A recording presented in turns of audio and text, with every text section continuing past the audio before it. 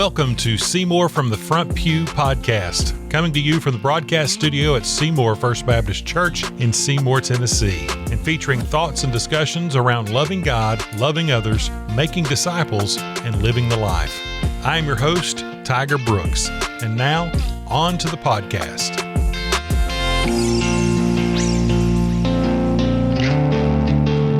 Welcome to the podcast, boys and girls. I am your host, Tiger Brooks. Thank you for listening.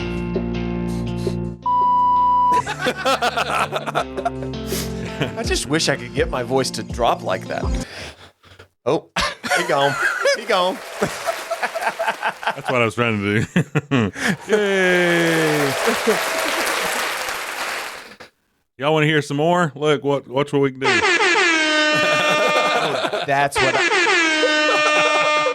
Forget my beeping. I need that. Be the hype man. Oh, my God. That's funny. All right.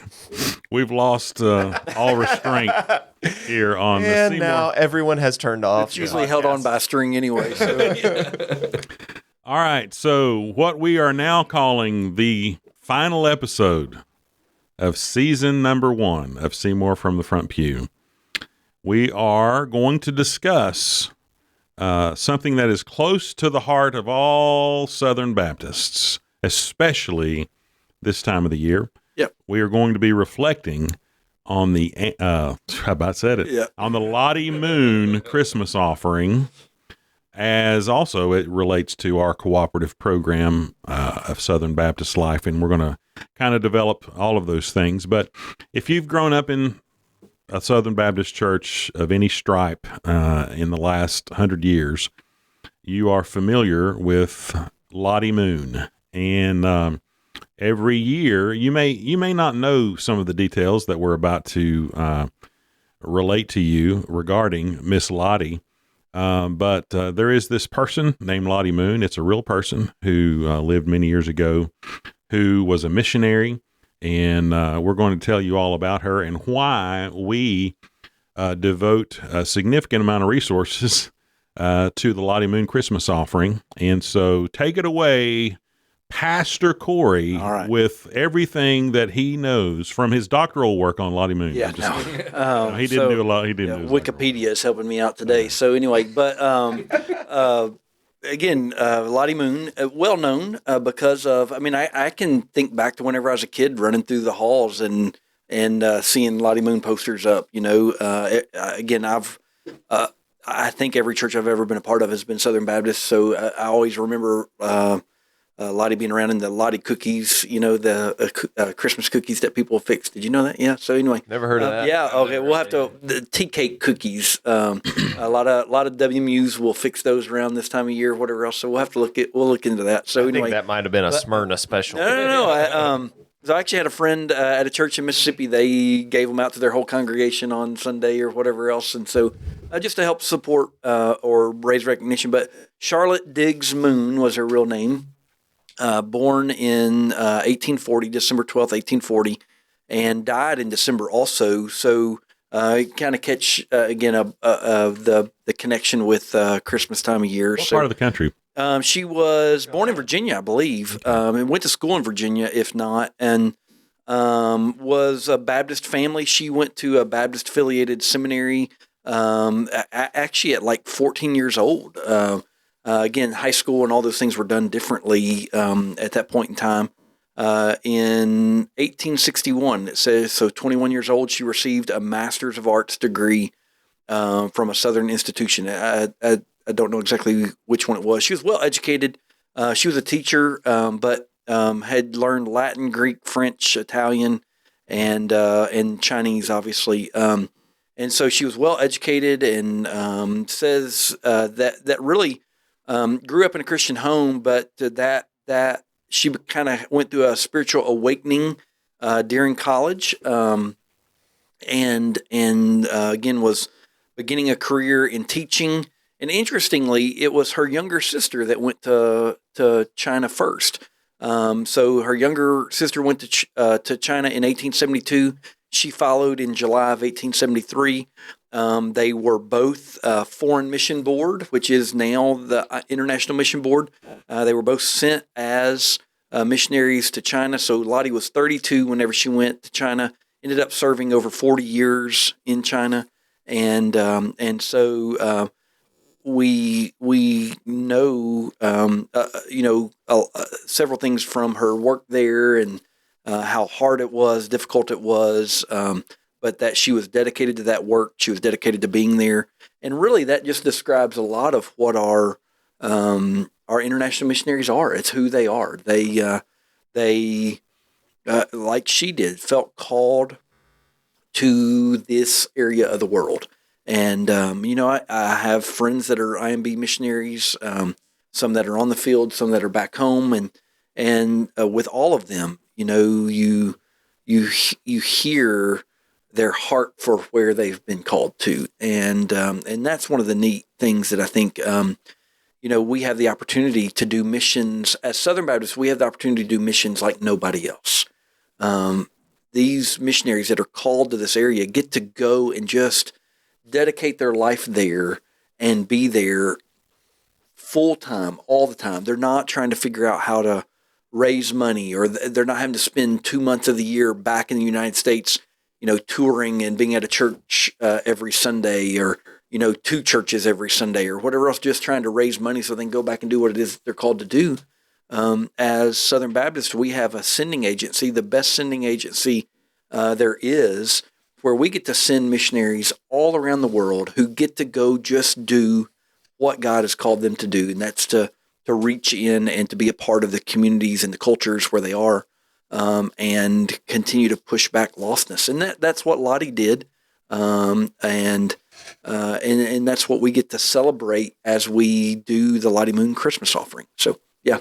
So I can't remember if this is covered in there, so I don't want to catch you unawares.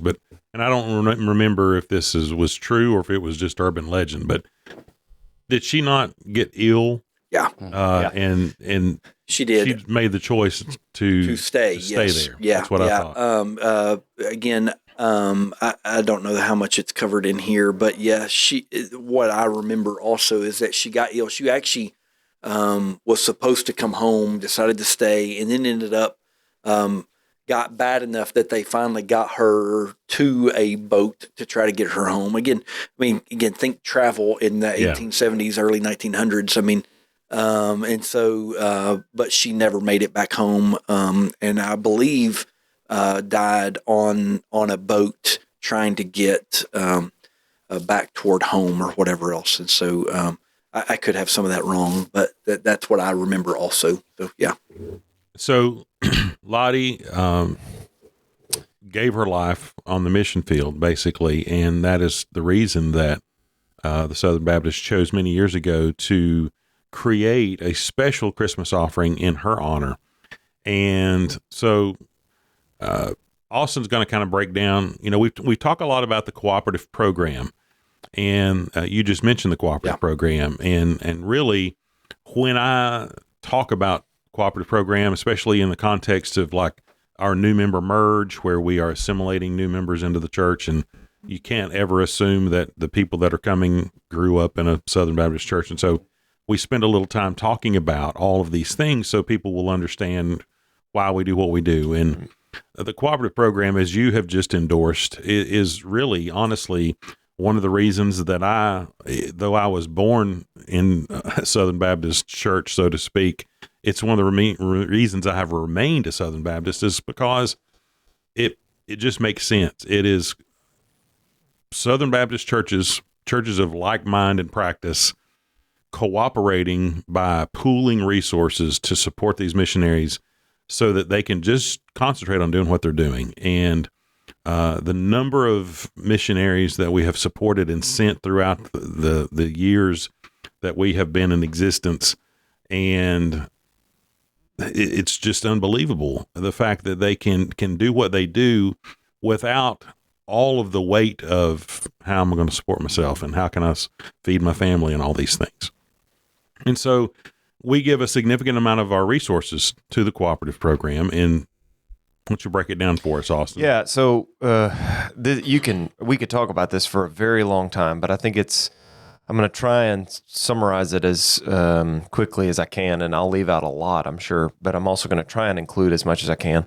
But for anyone who, whether you go to our church or not, an adequate understanding of how this works really helps you. And I think once you do understand, like you said, Tiger, it gives you a grand perspective on the Southern Baptist Convention. We get a lot of flack for the things we do wrong, but many would argue that the cooperative program is probably the thing we do best.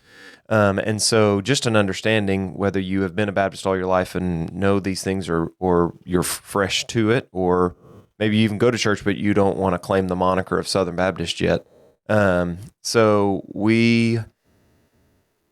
There are missionaries in all stripes and colors all across the world, and it's not to knock anyone who is or is not through the IMB or whatnot. But even like for me as missions pastor, I'm getting emails and letters all the time, reaching out saying, "Hey, I'm a missionary in such and such. Would you consider supporting me in this endeavor?"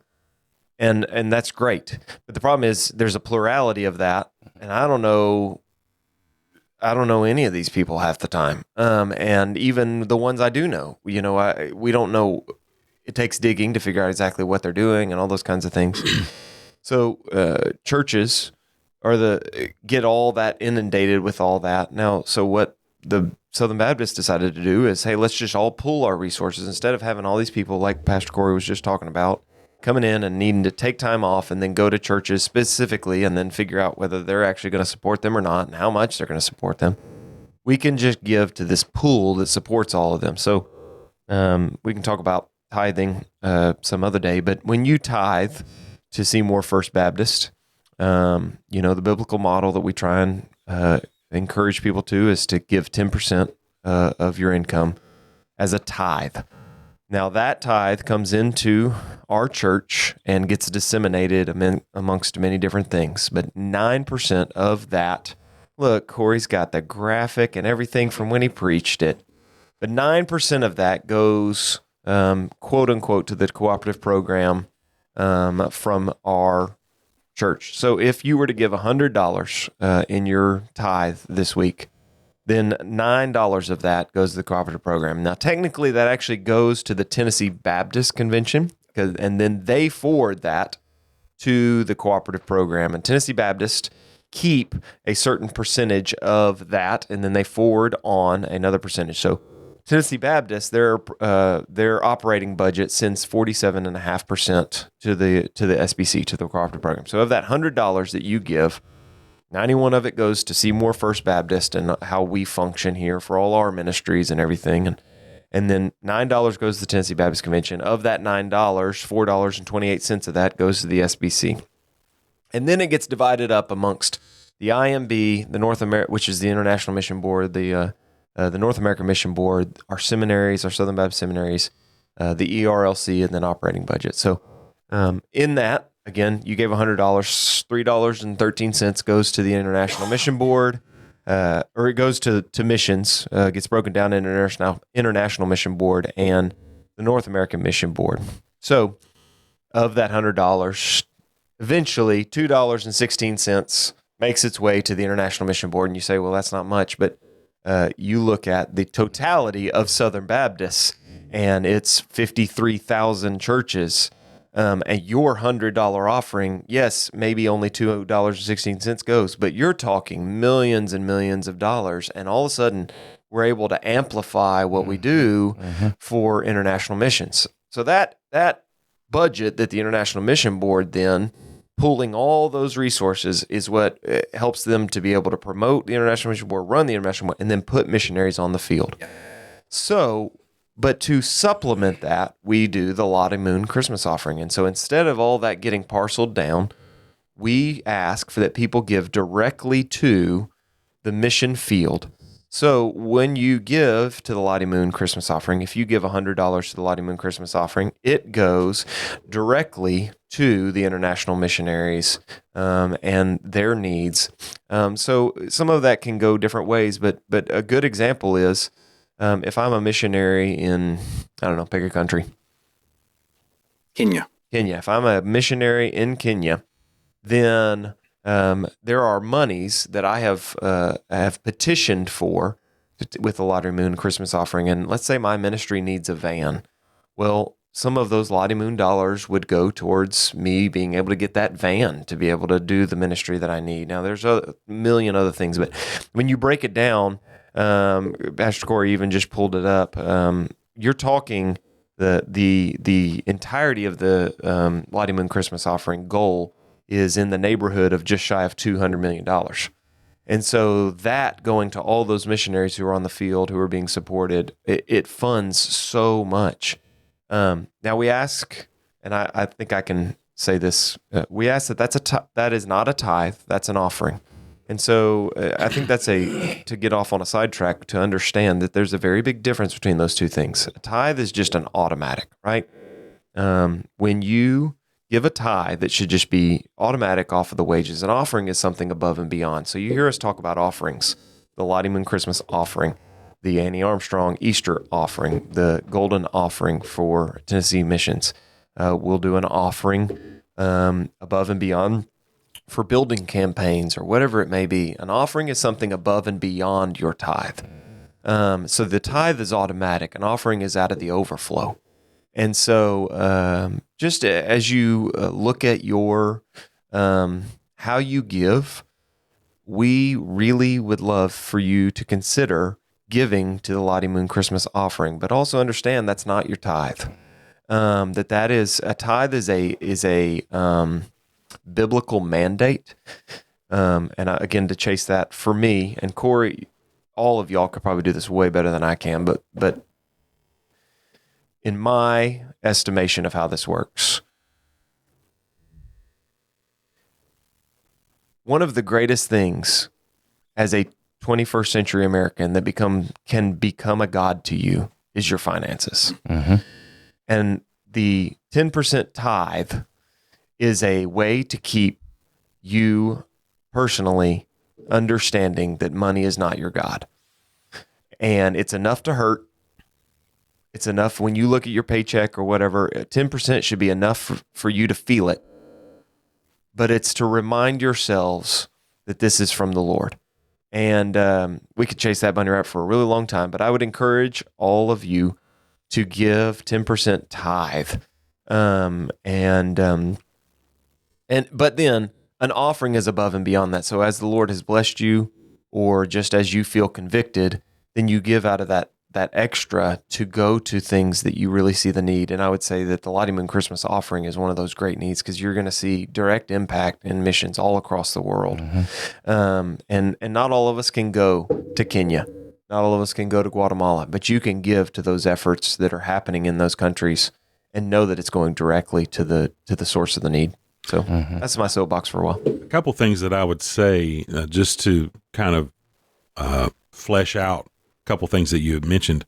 You know, when you think about that and you bring that breakdown, whatever it was, to $2 right out of that 100 that goes, don't think that that's all out of all that. That's what's going to missions.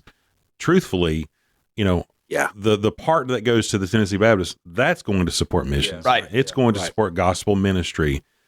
Yes, certainly there's a small portion of that that's going to do and cover administrative costs and things like that.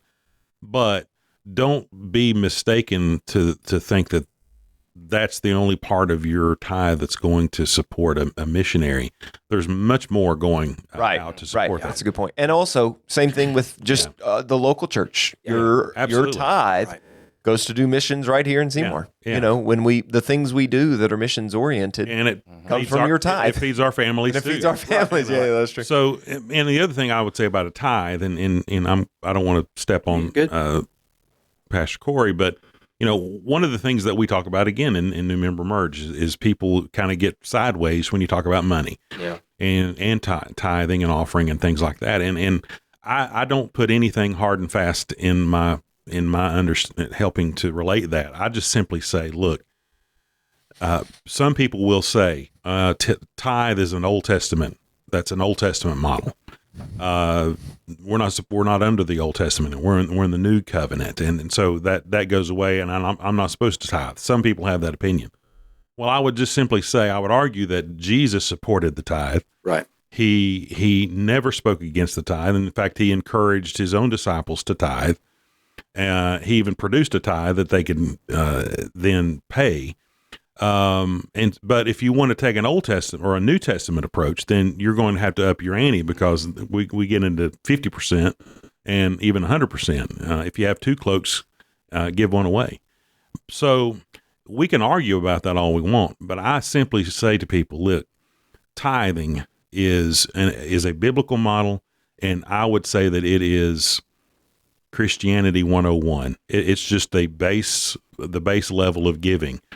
Now, if you have been blessed to the point that you can give 12% or 15% or 20% or whatever the Lord lays on your heart, then by all means do that. But please don't take the approach that we're not under the New Covenant, therefore I don't have to give any money, because that is not supported anywhere in Scripture. And so, I mean, you may want to address that too. Yeah, again, so much there. I mean, like, again, a lot of this is ownership and submission. Mm-hmm. I mean, that we are called to be stewards of what God has blessed us with. And the reality is there's a biblical model for how we are to steward things. And it's to realize it's not ours, and that we are entrusted to give it away. And that if we are believers and we are serious about our walk with Christ, is that our giving ought to reflect that as much as anything else in our life, and if not more, or whatever else. And so then there's also a reality is that one of the only areas in all of our life that God says, hey, test me in this. And I think it's because he knows we're going to struggle with it so much, but he says, test me in this. So we'll pulled up a quick scripture in Malachi chapter 3. And it says, let's see, sorry, let me get to the right spot here. Did it move on me? Sorry.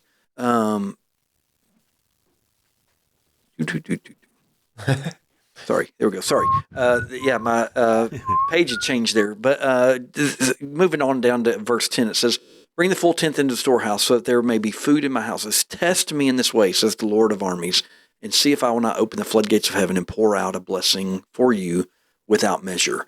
And I encourage people. One is, it does say a full tenth. Okay. So, sometimes it may take us a while to be able to work up to that. And that's a reality. And I understand that, and so it may take us a while there, but it does a tithe is literally a tenth. I mean, we can't get around that to say that some other percentage is right, and it's still a tithe. Okay, so we see that that's undesignated storehouse giving. To me, what we see biblically to me is to the local church, hands-off giving. I'm not telling it where to go. That's why Lottie Moon is an offering, not a tithe. And then he says, man, I'll pour out the floodgates of heaven. And I really truly believe that when we test him in areas of our finances, we see him and his faithfulness over and over again in that area. And it's, I think different people, we've got to approach this in different ways. For years, I always felt like I needed to have that check written, put in the offering plate. And I struggled with that, and not because I was struggling to give it, but because my Sundays are just so crazy. And my last church, the only time we took up an offering was on Sunday morning. And so, if I got going and didn't have my checkbook or it became really, really hard. And so moving here with our online giving, it is set up on a recurring giving that hits the morning after my paycheck hits. And that is still an act of worship. And I get an email that reminds me that it hit and all those other things. I still see that as an act of worship. It was the way that worked best for us to do that. I think everybody's got to figure those things out, but it is that. And we bring that back down around to missions still, though. And, again, the cooperative program, it is the best designed way for us to do cooperative missions that there could. I mean, before this, I mean, we're coming up on a 100-year anniversary, or 150th anniversary, something of that, of the cooperative program. I mean, before that, it literally was missionaries just going around to every church and asking what they could send them or support them. And so you had all this giving in different directions, and you had all these people that were having to appeal to churches. Our missionaries inside Southern Baptist Life, they don't have to do that. They That's go all and the they time. serve, right? That's all time that they were not on the field, That's right. ministering and telling others who Christ. And the realities of that, some are more gifted to be able to go and appeal to a church than others and all that other stuff. But the reality is they are no less called to go do that which God is calling them to do on the mission field, but yet handcuffed by all this. And I think that's what the cooperative program opens us up. We've got thousands of missionaries on the field that we have the opportunity to support by giving to our local church, and then the opportunity to give through Lottie Moon for this special offering that we get to do every year. And pulled up a few things about what last year's offering did. Close to $200 million given through Lottie Moon last year through the churches. It supported over 3,500 missionaries. Saw over 178,000 new believers in those mission fields, over 21,000 new churches planted, over 100,000 baptisms, and 67 new people groups and places engaged. That means new ones engaged in a year's time. We still have thousands that we need to engage. And so we see the importance of that work and our part in that. Again, our goal for our church is $33,000. I think that's probably the highest that it's ever been. I don't know that for sure, but I think that's probably the highest it's ever been. I would love for us to greatly surpass that and us be a part of that work. That again, we're giving to something that is much bigger in scale. 200 million. My word, that's amazing. We can't even begin to approach that by ourselves, but we can be a part of something that is so much bigger than what we can do on our own. Yeah, absolutely. Anything you want to add? I would just say this, and I hope people have gotten to know me well enough to know that I'm fairly. You see is what you get. I'm straightforward. I don't try to be manipulative about things, and I'll tell you what I'm thinking most of the time. And I don't mean to be manipulative in this. I would just simply say as a testimony to tithing. There have been times in our life as a family where money's been tight. Money's been difficult. We've struggled to pay the mortgage. We've struggled to make car payments. We've struggled to keep my daughter in school. But there have been times also when, I guess we've all probably done that, where we make those little bargains. I can't tithe right now. I've got to make this payment or that payment. And God, I'm sorry. I'm just going to hold on to this and try to make sure that I get all my needs met. I can tell you unequivocally that those were the decisions and those were the weeks and months that I suffered the most. When I, in faith, just went ahead and wrote the check and said, God, you're going to have to figure out how I'm going to make all these other payments, but you get this one. Those are the ones where it just happened. And I would be lying if I didn't say there were times where there were $50 and $100 handshakes from people who just loved us and wanted to bless us. There were times when I've literally had groceries put on my porch and didn't know where it came from. And I simply say that to say, test him in this. Yeah. You can't outgive God. Yep. When there have been those times when where it didn't make sense. That's called faith. When you can't understand, you can't see how this is going to happen. I've got more month than I've got money. I can't believe I'm going to do this, but God, here's the tithe. And just, it happened. It worked out. And so I just share that with you from the bottom of my heart to say, if you're never at the point where you can probably say, truthfully, I can't afford to tithe. Yeah. Because, God can make it happen. If you're serving him and you're obedient to him and you're living in his will, trust me, test him. It will happen. Yeah, and again, I think just a reminder in all that, that Lottie Moon is over and above that. And so maybe it's all you can do to try to get to that right now. Well, then maybe it's not your time to be a part of Lottie Moon yet. Be prayerful about that. I also just some creative ways that people have thought about Lottie Moon. I just want to throw out there. If you're new to Lottie Moon, or if you are thinking about how do I figure out what to give, or do I give, or anything like that, I've had friends and family. They make Lottie Moon equal to the largest gift that they're going to give that year, or a percentage of a Christmas bonus, or there's just that.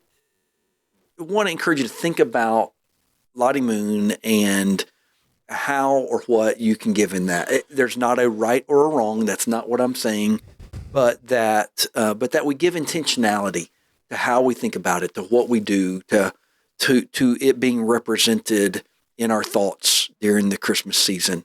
And I'm not saying it's the only place. I know we have a lot of things that come at us at this time of year.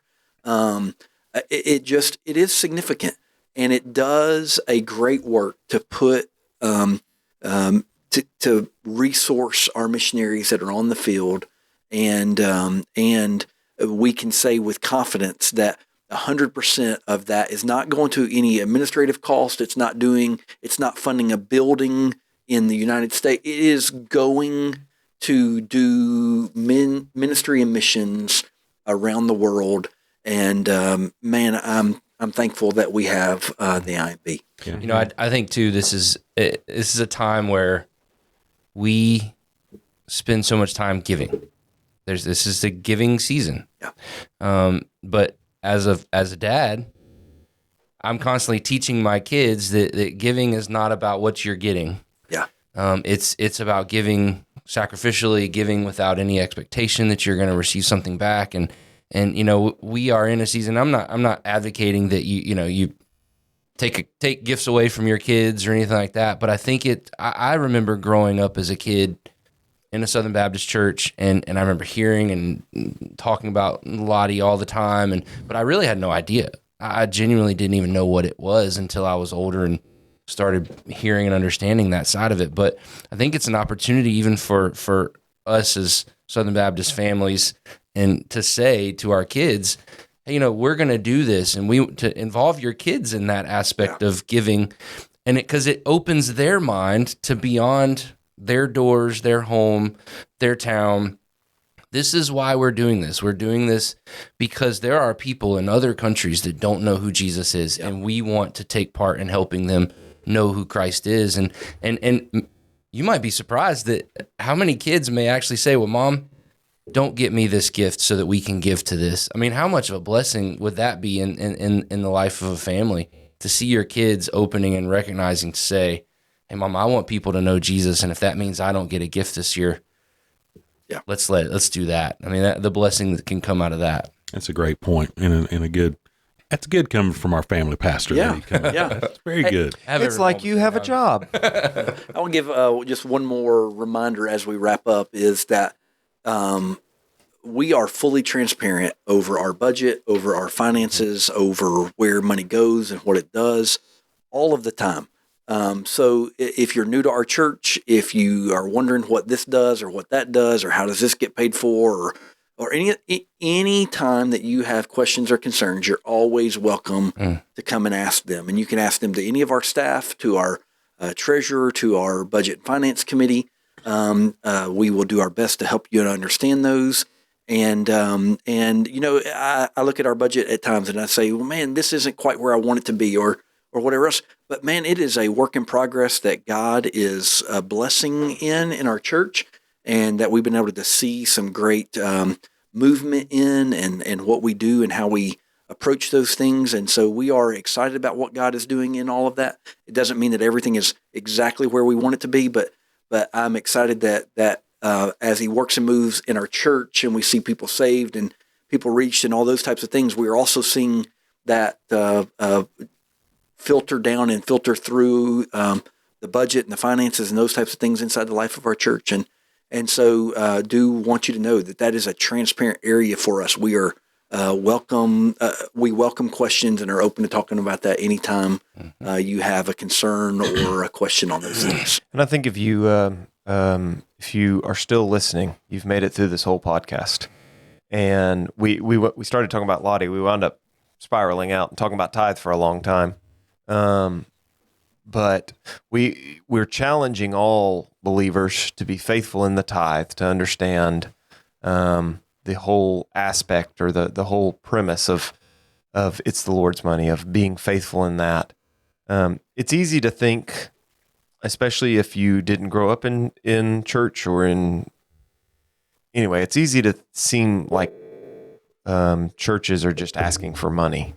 And I don't think we do. I think we are very, very easy about it all, but it's easy to be skeptical. And I would say in our culture that's probably appropriate because you've seen the TV preachers begging for your money for holy water and all that stuff. But we're asking you to be faithful in your giving.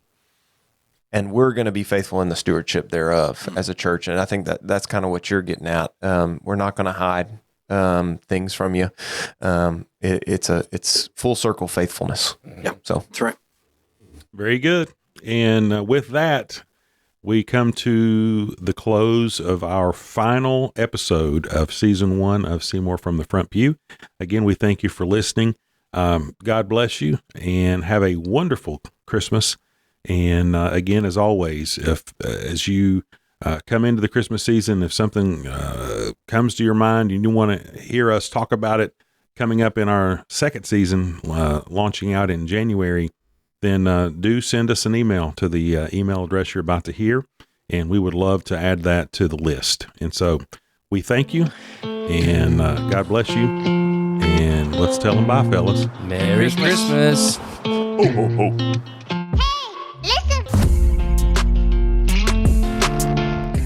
Thank you for listening to Seymour from the Front Pew. Our sole desire for this podcast is to glorify God by educating and encouraging His body.